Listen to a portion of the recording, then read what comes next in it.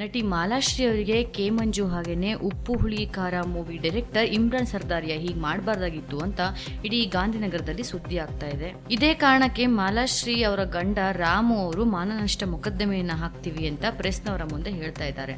ಮಂಜು ಹಾಗೇನೆ ಸರ್ದಾರಿಯಾ ಅವರಲ್ಲಿ ಗೊಂದಲವಿದ್ದು ಅದನ್ನ ಬೇರೆಯವರ ತಲೆ ಮೇಲೆ ಹಾಕೋದಕ್ಕೆ ಹೊರಟಿದ್ದಾರೆ ಅಂತ ಟೀಕೆ ಮಾಡಿದ್ದಾರೆ. ಮಾಲಾಶ್ರೀ ಅವರಿಗೆ ನಟನೆ ಬರೋದಿಲ್ಲ, ಅದಕ್ಕೇನೆ ಸಿನಿಮಾ ನಿಂತೋಗಿದೆ ಅಂತ ಕೆ ಮಂಜು ಹಾಗೇನೆ ಇಮ್ರಾನ್ ಸರ್ದಾರಿಯಾ ಮಾಲಾಶ್ರೀ ಅವರಿಗೆ ಅವಮಾನವನ್ನ ಮಾಡಿದ್ರು. ಚಿತ್ರರಂಗದಲ್ಲಿ ಬೇರೆ ಬೇರೆ ಪಾತ್ರಗಳನ್ನ ಮಾಡಿ ಸೈ ಎನ್ಸ್ಕೊಂಡಿರೋ ಮಾಲಾಶ್ರೀ ಅವರಿಗೆ ಹೀಗನ್ನೋದು ಎಷ್ಟು ಸರಿ ಅಲ್ವಾ? ಇನ್ನಷ್ಟು ಅಪ್ಡೇಟ್ಸ್ಗಾಗಿ ಸಬ್ಸ್ಕ್ರೈಬ್ ಮಾಡಿ ಸ್ಯಾಂಡಲ್ವುಡ್ ಸೆಂಟ್ರಲ್.